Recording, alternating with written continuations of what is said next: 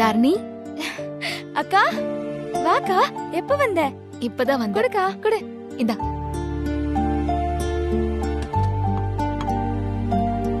தண்ணி குடிக்கா. மா, அப்பா, அக்கா வந்தாச்சு வாங்க. மித்ரா, மா, வந்துட்டியாமா? இப்பதான் உன்னை நினைச்சேன். மித்ரா, பணம் கிடைச்சதா? கிடைச்சிருச்சுமா.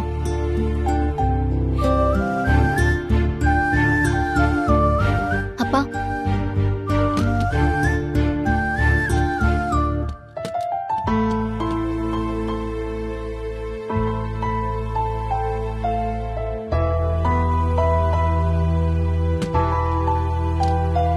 அப்பா இந்தாங்க. இத கொண்டு போய் அவன் மூஞ்சிலே விசிறி அடிச்சிட்டு வாங்கப்பா. அப்பா, ஏன்பா இப்ப அழுவுறீங்க? அதான் பணம் வந்துருச்சுல்ல. ப்ளீஸ் பா, அழாதீங்க. மா சொல்லுமா. மா நீயுமா? ஏமா? இல்ல மித்ரா, நாங்க உன்னை ரொம்ப கஷ்டப்படுத்திட்டோம். ஐயோ மா ப்ளீஸ், அதான் நான் வந்துட்டேன்ல. இனி ஒரு பிரச்சனையும் இல்ல. மித்ரா, ஆமா, பணம் எப்படி ரெடி பண்ண? யாரு உன்னை நம்பி இவ்ளோ பணம் கொடுத்தாங்க?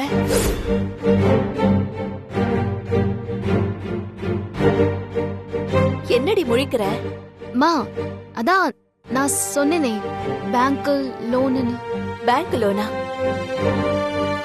உமா, எதுக்கு இப்படி வந்ததும் வராததுமா கேள்வி கேட்டுக்கிட்டு இருக்க?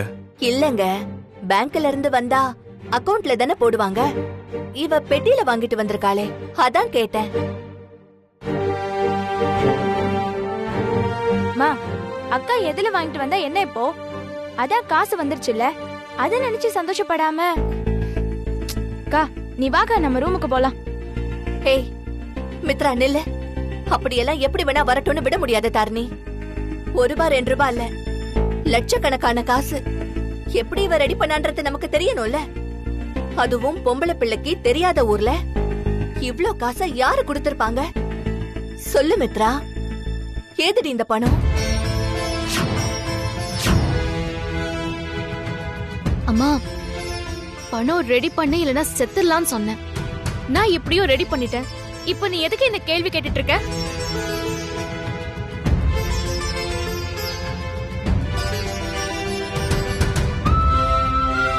ஏங்க, எங்க இவ உங்களை மாதிரியே ஏதும் பிரச்சனையை இழுத்துட்டு வந்துருவாளோன்னு தான் கேட்டேன்.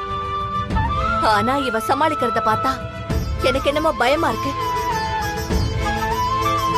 மித்ரா, எப்படி பணத்தை ரெடி பண்ணன்னு சொல்லம்மா. உங்க அம்மா தான் இவ்வளவு தூரம் கேக்குறாள்ல. அதான் சொன்னேன்லப்பா, பேங்க் லோனுன்னு. வரும்போது வித்ட்ரா பண்ணிட்டு வந்தேன். போய் போய் சொல்ற, போய் சொல்றாங்க இவ. உன்னை பத்தி எனக்கு தெரியாதாடி? உண்மை உன் பக்கம் இருந்திருந்தா இந்நேரம் தைரியமா என் கண்ணை பார்த்து சத்தமா பேசியிருப்பேன். இப்படி பதட்டமா தலை குனிஞ்சு ஏதோ ஒண்ணு சொல்ல மாட்டான். கண்டிப்பா இவ ஏதோ தப்பு பண்ணிருக்கா. என்னன்னு சொல்லுங்க. அக்கா சொல்லுக்கா, எதுக்கு பிரச்சனையை வளர்க்குற? மித்ரா சொல்லுமா, அதிக வட்டிக்கு எதுவும் கடன் வாங்கினியா? பயப்படாம சொல்லுமா. மித்ரா, இப்ப சொல்ல போறியா இல்லையா? சொல்லு. இங்க பாரு, என் மேல சத்தியம் பண்ணி சொல்லு, இந்த பணம் உனக்கு எப்படி வந்தது? சொல்லுடி, சொல்லு. சொல்லுன்னு சொல்றல. சொல்லு மித்ரா. சொல்லேன்க்கா. சொல்லுடி. சொல்லுமா. சொல்லுன்னு சொல்றல. ஐயோ, கல்யாணம் பண்ணிக்க போறேன். போதுமா?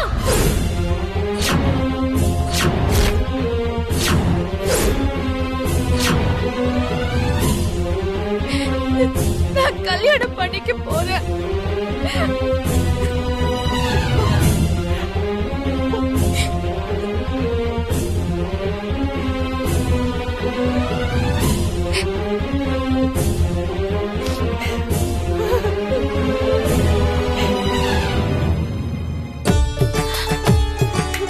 அப்பா, அப்பா மன்னிச்சிருங்கப்பா, எனக்கு வேற வழி தெரியல. மித்ரா, என்னடி சொல்ற? மா,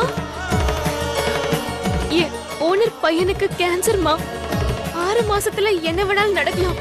அது வரைக்கும் அவரை கல்யாணம் பண்ணி வாழ்ந்தா நான் கேட்ட காசை கொடுக்கறேன்னு சொல்லிட்டாங்க. அதான் நான் ஒத்துக்கிட்டேன்.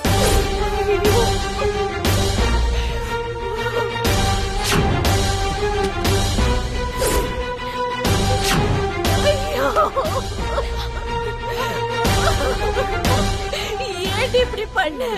ஏன் எங்க தலையில மண்ணள்ளி கொட்டின? ஐயோ, ஏன் இப்படி பண்ண? ஏன் இப்படி பண்ண? ஏன் இப்படி பண்ண? ஏன் நீ சொல்லடி, இதுக்காக வடி உன்னை சென்னைக்கு அனுப்பணும். இப்படி பண்ணிட்டு வந்து நிக்கிறேடி.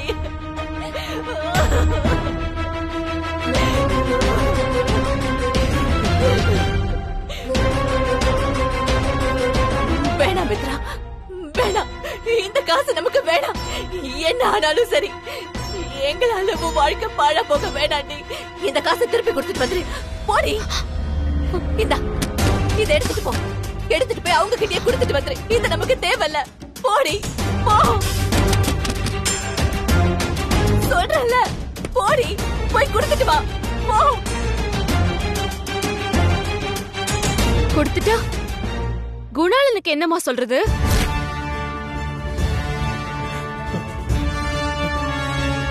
அத நான் பாத்துக்கிறேன். என்னமோ செய்யற. நீ சொல்றன்னு கேட்டுக்கிட்டு உன்னை வெளியூருக்கு அனுப்பியிருக்க கூடாது. அதுதான் நாங்க பண்ண முதல் தப்பு. இல்லப்பா, இப்படி எதுவும் பேச வேண்டாம். அம்மா சொல்றத செய். ஏண்டி, நாங்க இவ்ளோ சொல்றோம், இது எதுவுமே உன் காதுல விழலையா? போடி. இல்லம்மா, என்னால போக முடியாது. ஏ, நான் வாக்கு கொடுத்துட்டேன். என்ன நடந்தாலும் நான் இந்த கல்யாணத்தை பண்ணிப்பேன்.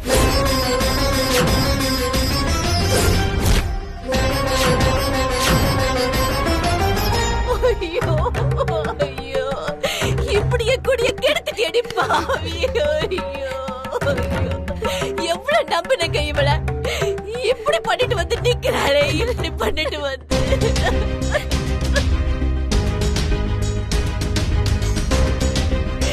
இனி இந்த ஊருக்காரங்க முகத்துல எல்லாம் நான் எப்படி முழிப்பேன்?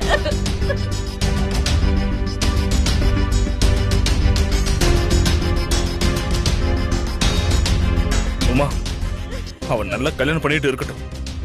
நாம இந்த கூத்தெல்லாம் பார்த்துட்டு இருக்கிறதுக்கு பேசாம போய் சேர்ந்துடலாம். நமக்காக யாரும் அவங்க வாழ்க்கையை பாழாக்கிக்க வேண்டாம்.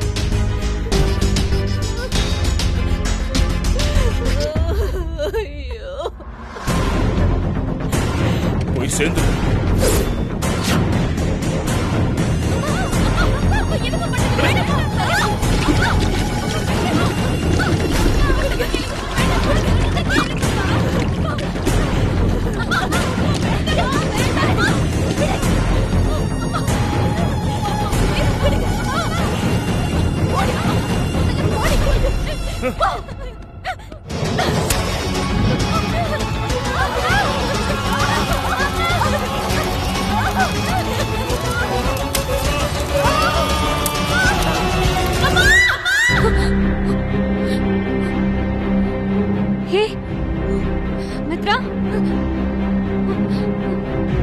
மித்ரா, என்னடி ஆச்சு?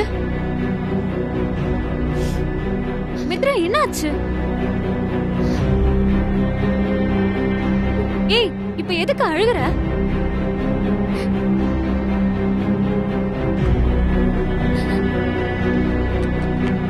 ஏய் மித்ரா, முதல்ல தண்ணிய குடி.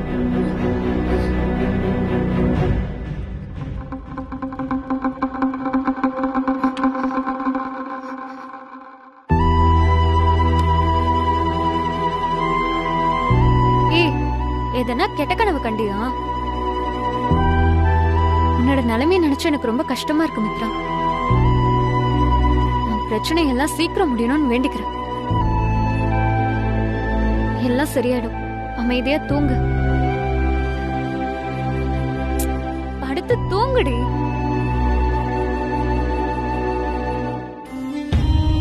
பணத்தை இங்க இருந்தே அனுப்பிட வேண்டியதுதான்.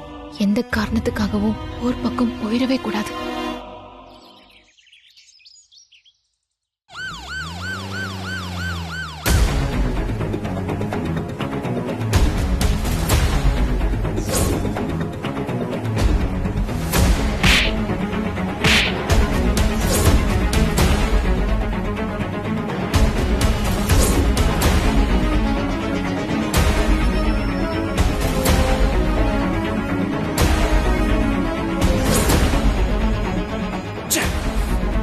என்ன தம்பி, என்னாச்சு? சாரி சார், கொடுங்க. இதுல இருக்கிறத கொடுங்க தம்பி.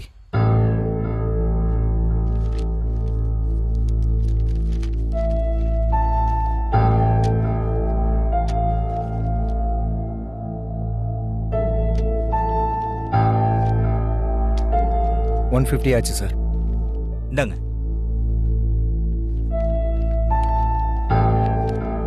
நீங்க இப்படி பண்ணுவீங்கன்னு நான் கொஞ்சம் கூட எதிர்பார்க்கல. ஆனா நான் இப்போவும் உங்களை என் ஃப்ரெண்டா தான் பாக்குறேன். இனிமே என் கண்ணு முன்னாடி வந்த அவ்வளவுதான், ஒழுங்கா போயிடு.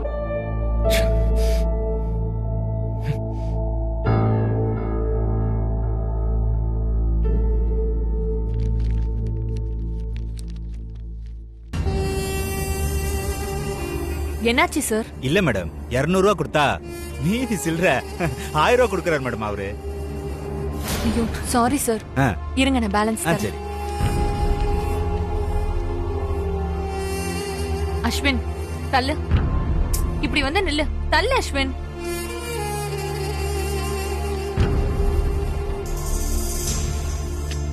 இந்தாங்க சார். ஏமா, ஏன் இப்படி பொறுப்பு இல்லாத ஆள்லாம் வச்சிருக்கீங்க? அவருக்கு கொஞ்சம் உடம்பு சரியில்லை சார், அதான். சரிம்மா. அஸ்வின், ஏய் அஸ்வின், என்ன என்னாச்சு அஸ்வின்? எதுவும் இல்ல. எதுவும் இல்லையா? நீ சொல்லலனா எனக்கு எதுவும் தெரியாதா என்ன? அப்பவே சொன்னேன் அவளை நம்பாதன்னு. கேட்காம போய் இன்னைக்கு இப்படி சூடுபட்டு வந்து நிக்கிற. சரி, இப்ப என்ன செய்ய போற? உன்னதான் அஸ்வின் கேக்குறேன். அடுத்து என்னதான் செய்ய போற? என்ன செய்ய சொல்ற சசி? எதுவும் செய்ய முடியாது. நாளைக்கு அவளுக்கு கல்யாணம் முடிஞ்சு நமக்கே பாஸ் ஆகி கார்ல வந்து இறங்குவோம். நாம அவளுக்கு கதவை திறந்து விட்டு கும்பிடு போடணும். அவ்வளவுதான் நம்ம பண்ண முடியும்.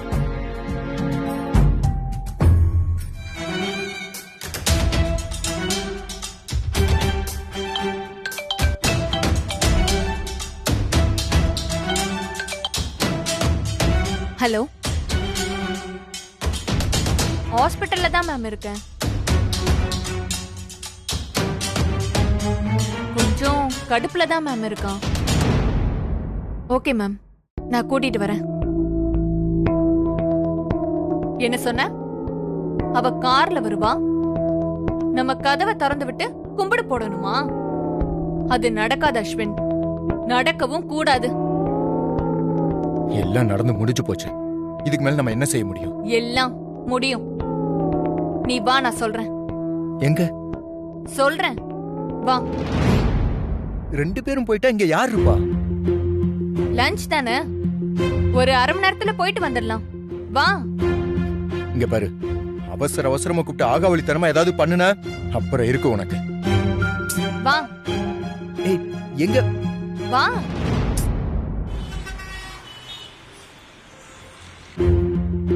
ஏய் சசி, என்ன எங்க கூட்டிட்டு போற? சொல்லிட்டு போலாம்ல. நீ பேசாம வா, வந்து பார்க்க தானே போற.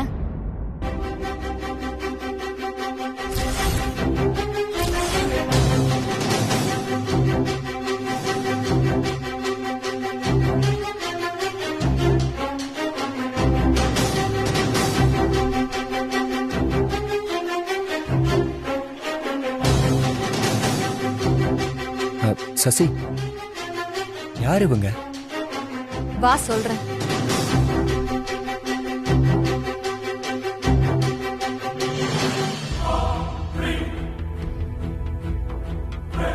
மேடம், நீங்க சொன்ன மாதிரியே அஸ்வினை நான் கூட்டிட்டு வந்துட்டேன். வா அஸ்வின், இவதுக்கிட்ட நம்மள இங்க வர சொல்லிருக்கான்னு அதிர்ச்சி ஆகுற, அப்படித்தானே? எதிரிக்கு எதிரி நண்பன்னு சொல்லுவாங்கல்ல, அந்த கான்செப்ட் தான். புரியல. என்ன புரியல உனக்கு? உன்னை மித்ரா ஏமாத்திட்டான், மேடம வினய் சார் ஏமாத்திட்டாரு.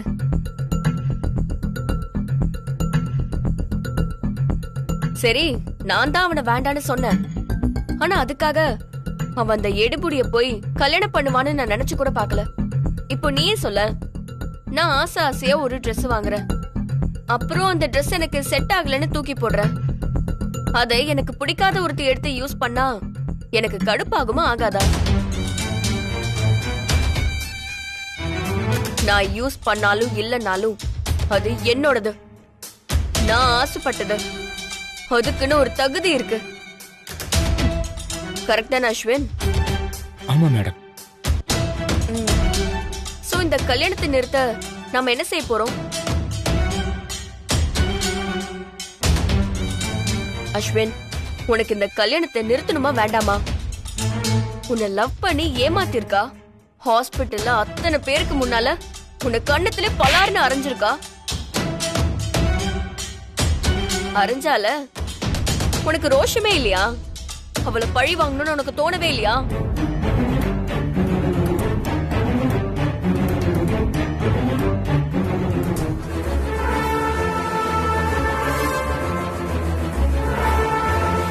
தோணுதுதான்.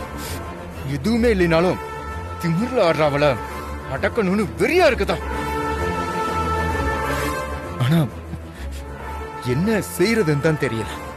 எரியறத எடுத்தா கொதிக்கிறது தானா நிக்கும்.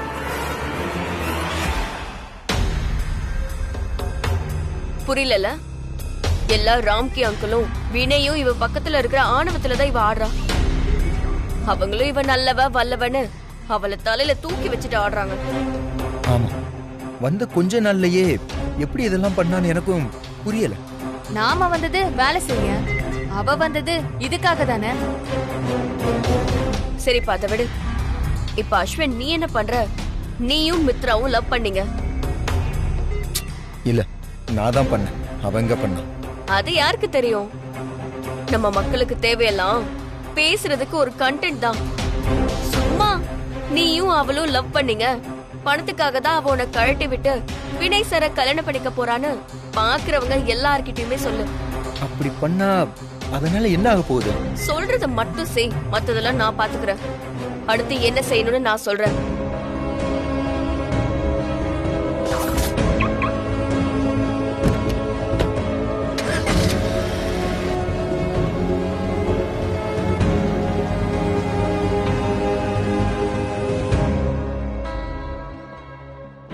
என்னடா மேடம் சொன்னதெல்லாம் புரிஞ்சுதா?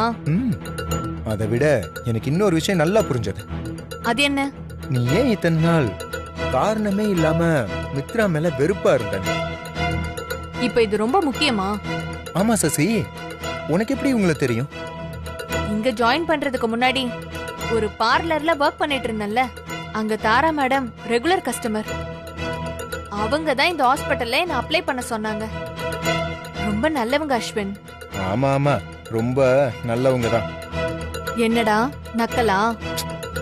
அதெல்லாம் இல்ல சசி. எனக்கு என்னமோ இப்ப கூட அவ வந்து சிரிச்சு சிரிச்சு பேசினா நீ மனசு மாறி அவளை மன்னிச்சிருவியோன்னு சந்தேகமா இருக்குடா. இனிமே அது நடக்காது. அவளுக்கு நான் யாருன்னு காட்டாம விடவே மாட்டேன். நம்ம பிளான் போட்ட மாதிரியே அஸ்வினை வச்சு மித்ராவை பழி வாங்கலாம்.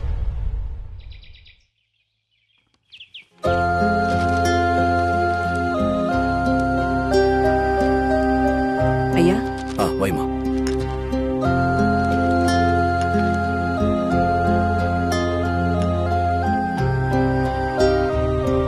அம்மா, காபி எடுத்துட்டு வரட்டுமா? எனக்கு வேணாம். நீ போய் கிச்சன்ல ஏதாவது வேலை இருந்தா பாரு. ஓகேம்மா.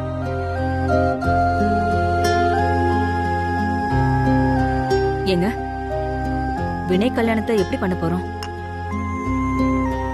எப்படின்னா, ஆல்ரெடி நம்ம பிளான் பண்ணது தானே வாசுகி. என்ன பிளான் பண்ணோம்? நான் எதுவும் பிளான் பண்ணலையே. அது சரி, ஏதோ புதுசா கொண்டு வரணும்னு தெரியுது. என்னன்னு சொல்லு. அது நீங்க வினய் கல்யாணத்தை சிம்பிளா பண்ணணும்னு மட்டும் நினைச்சிடாதீங்க. சிம்பிளா பண்ணாம வேற எப்படி பண்ணணும்னு நினைக்கிற? சென்னையிலேயே இருக்கிறதுலயே பெரிய வெட்டிங் ஹால் புக் பண்ணணும். சித் ஸ்ரீராம் கச்சேரி நடக்கணும். காரைக்குடியில இருந்து சமையல்காரங்களை கூட்டிட்டு வரணும். மித்ராவுக்கு ஜுவல்ஸ், காஸ்டியூம்ஸ் எல்லாமே கிராண்டா பர்ச்சேஸ் பண்ணணும்.